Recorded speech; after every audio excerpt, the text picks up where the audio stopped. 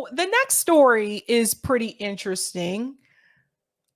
Donald Trump and Ron DeSantis obviously have been bickering with each other back and forth over the past couple of months. I don't remember who took the first shot, but shots were fired, okay? And they have been tug of war with each other a little bit. Well, recently, I think this may alarm some of you, especially those of you who live in Florida, because even though Ron DeSantis won re-election for governor, it appears that Florida residents are willing to get behind Donald Trump instead of getting behind Ron DeSantis. You heard that right. Now, this came from The Hill. Florida poll finds Trump well ahead of DeSantis in his state. Let's go on here. A poll found, I'm going to make this bigger because there we go. A poll, why is this? I hate The Hill's like video thing. Let me go back out. Go away. A poll found that Florida Republicans strongly favor former President Trump over their Governor Ron DeSantis in a hypothetical 2024 presidential primary contest. The new Florida Atlantic University Main Street Pollcom Lab poll showed that Trump held a 20-point lead over DeSantis among registered GOP voters when asked whom they would support in 2024 primary if it was held today. Half said Trump, while 30% said DeSantis and 7% said they were undecided. Donald Trump has a 20-point lead ahead of DeSantis in Florida. What does that tell you guys? This is embarrassing. Like if you're Ron DeSantis, you got to be feeling a little kind of way. Like it's your state.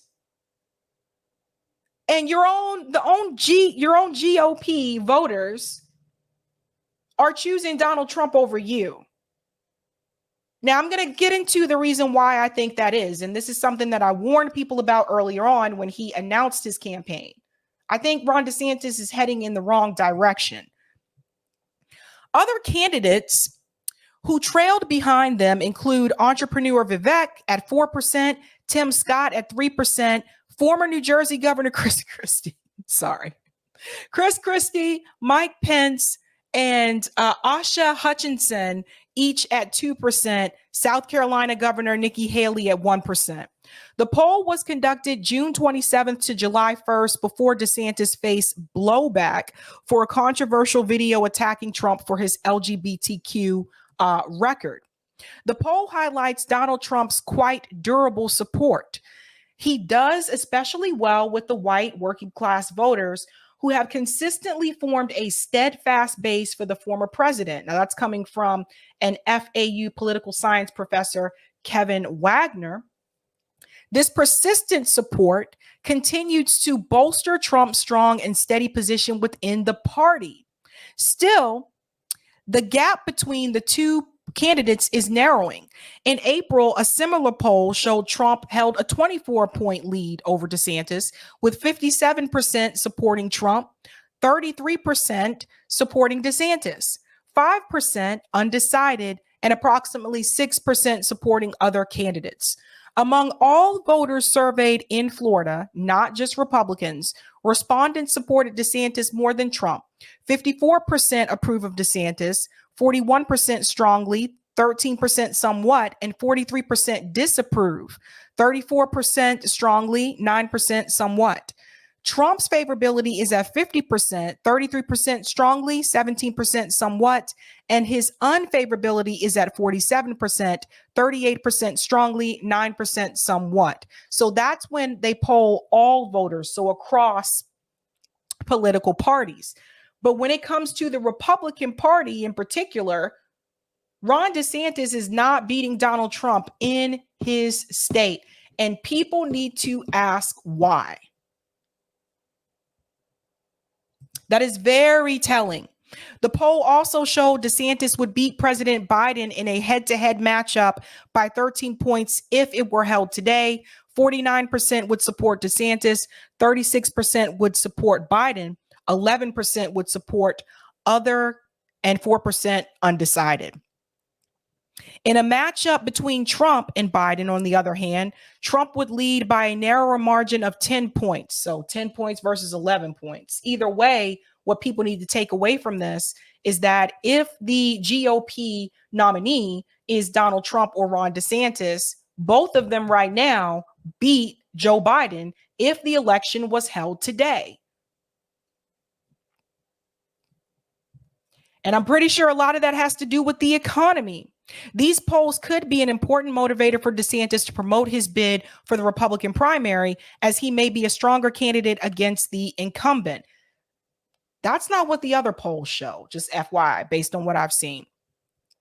The poll indicates that the margin held by Trump or DeSantis at this time is larger than the 3.3% poll vote difference observed in the 2020 presidential election, suggesting that Florida is shifting towards becoming a safe state for Republicans. Let's knock out the safe part and let me just keep it real. Florida is a red state. Florida is not a swing state. This is not 2008 anymore. This is 2023, and Florida is a red state. There are blue pockets in Florida, blue counties, but overall, Florida is now a red state. Now, I want to get into this video clip here. DeSantis flop due to weird, alienating, hard right campaign. But before I get into this video, I want to say this.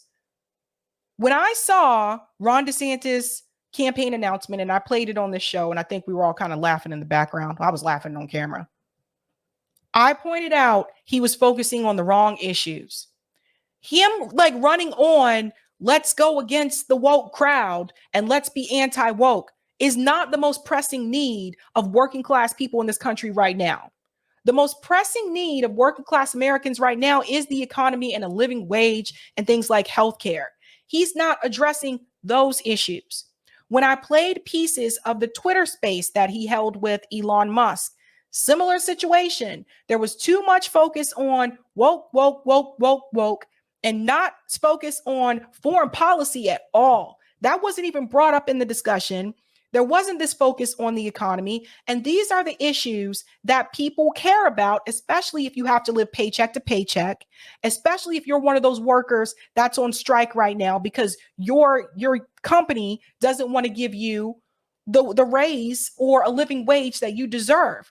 That is the number one issue when you look at the polls and what voters have said. But he decided, let's go out here and run on anti-woke this and anti-woke that. And I'm going to keep it real with you. Most people in the hood are not thinking about that. Most people living in low income and poor communities are not thinking about that at all. They're thinking about, I hope I'm able to pay this electric bill next month. We're going to have to cut back a little bit on the groceries this month because last month we went over because the prices are higher. We may have to start carpooling, drop off the kids at school, and then go to work. We all have to jump in one car and do it all together because we can't afford the gas right now. Those are the things that working class people are thinking about, not woke. Now let's get into this clip here, because one of the things that's mentioned here on MSNBC, desperate and thirsty, DeSantis flop due to weird, alienating campaign. Listen to this. Good evening from New York. I'm Chris Hayes. Hope you had a good July 4th weekend. We are rapidly approaching the real, actual, serious for now start of the 24 Republican primary. The first RNC debate is next month in Milwaukee, where the Republicans will also hold their 2024 convention. And while it's still too early for any real predictions about who voters will choose or how this is all going to play out, right now, speaking as of today, it does look like Donald Trump is way ahead of everyone else. And that's in large part because Florida Governor Ron DeSantis, who was initially hyped up as the candidate who could take on Trump, has seen his poll numbers tank. Just look at the polling averages since the start of this calendar year. DeSantis' line should come with its own slide whistle. We're going to pause right here because I want to show you where the difference happens. So this was pre-February 2023, right? So he was up near the 40% mark there. he was actually closer to I almost said Dr. Trump. He was actually closer to Donald Trump then, but that was before he launched his campaign. Okay. And then we go around to February. There's the Trump indictments. Notice how Trump's approval goes up with the indictments. There's a little bit of a dip here, goes up again. Every time the legal issues continues to go up with the legal issues. I told you that would happen. People would see him more as a martyr. And then you'll see like Ron DeSantis, he has his announcement, and notice how it goes. It goes down because again, like Donald Trump has the indictments, but Donald Trump was addressing the war issue. He was addressing the Ukraine war. He was addressing inflation. He said the economy was a mess. He said it was a disaster. Again, I told you, I don't care for Donald Trump as a politician. I would never vote for Donald Trump, but Donald Trump knows how to speak to a room because he knows how to read the room. So he knew what the pressing needs were for the American people. Ron DeSantis, you would think with him being governor, he would have known that as well. But Ron can't get out of his Ivy League brain to actually understand what working class people really want and need in this country. So he goes, let's just run on wokeity woke. Not working out too well. 30 points behind Trump in an average of the national polls. Even a top official at a pro-DeSantis super PAC recently conceded the Florida governor's campaign has been a bust so far. Right now in national polling, we are way behind. I'll be the first to admit that. Okay, I believe in being really blunt and really honest. It's an uphill battle. I don't think it's an unwinnable battle by any stretch. Okay, but clearly Donald Trump is the runaway front runner in the first 4 states, which matter tremendously. Polls are a lot tighter. We're clearly still down. We're down double digits. We have work to do. We have wood to chop. Now, it does seem like a bad sign when one of your top surrogates has to admit that your opponent is the runaway front runner, although, credit where due, it's true at least. And there are a lot of reasons the DeSantis campaign is doing so poorly. One reason is what some are calling a lack of charisma, which seems to be alienating voters on the campaign trail, especially in those early states where you do a lot of retail politicking. You could judge for yourself. Here he is in action during a campaign stop at the southern border. There were people I was reading from Tajikistan coming to the southern border. I remember seeing Libya. I think they've identified about 10,000 Chinese nationals coming across the southern border. This guy Ron DeSantis is not personable. He doesn't give people the impression he has no charisma, right, gamer? He doesn't give people the impression that he actually likes talking to people and he wants to hear what they have to say. I mean, even if he doesn't, as a candidate, you should at least know how to fake it. He doesn't even know how to do that. You can tell he looks awkward. He looks uncomfortable, looks out of his element, probably standing there thinking, I'd rather be at like a Four Seasons somewhere, eating a nice big steak and away from all these people. He does not look comfortable among the masses. And he just doesn't come across as personal or relatable. The dude struggles. And I'm going to keep it real with you. Some things you can change, right? There's some coaching that people can do that can help candidates and make them a little bit more likable. But then there are just some things that just you can't really change. Like, I'm sorry, but charisma is something that you either have or you just don't have. He's not charismatic. He doesn't have the flow, right? So like Bill Clinton was charismatic, Obama was charismatic, Trump can be charismatic in certain times. He doesn't have that. And from my experience with working with students, it is a lot easier to get someone who is more vocal and loud. It's easier to get them to pull it back a little bit and be a little bit more subdued than it is to take someone who is more introverted and to get them to pull it out of them and to get them to be, more extroverted and sociable and charismatic. It's harder to do that. So, dude's not likable. I don't know. I mean, there's no accounting for taste, but does that do that for you? I don't know. The candidate quality issues are only partially to blame for DeSantis' decline, however. A big part of the reason I would submit that he has failed to gain any traction is he has chosen, whether he realizes it or not, to run this weird, alienating, hard right campaign. Like a Ron DeSantis doesn't care who he offends kind of thing. And again, I understand the logic here because it really is the case that there's an appetite for that kind of thing in the Republican base. And he thinks, I think, if I can game it out, he can gain some traction in the darkest, most anti-social corners of the internet where cruelty is a virtue. But I think even those folks and the people he's trying to appeal to will find his campaign's latest video to be as desperate and thirsty as the rest of us do. I will do everything in my power to protect our LGBTQ citizens. If Caitlyn Jenner were to walk into Trump Tower and want to use the bathroom, you would be fine with her. So this is the video that the DeSantis team decided to run to basically point out hypocrisy with Donald Trump, that at one point in time, Donald Trump supported the LGBTQ movement and community, right? But this didn't work the way that they thought it would work. This actually backfired on the DeSantis campaign. Like, I don't know who came up with that idea. I don't know who came up with this. Oh my God. Using any bathroom she chooses. That is correct. In the future, can transgender women compete in this universe? Yes. Make America great again. Psych!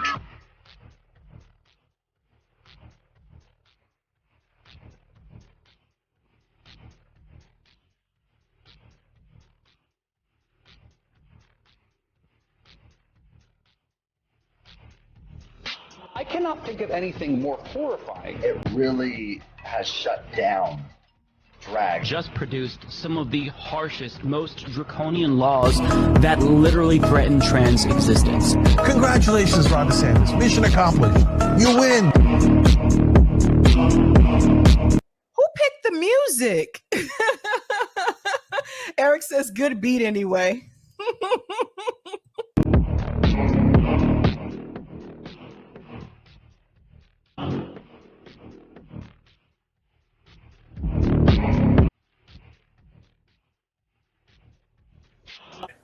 Why did they show the picture of the bodybuilder as if that's what Ron DeSantis looks like?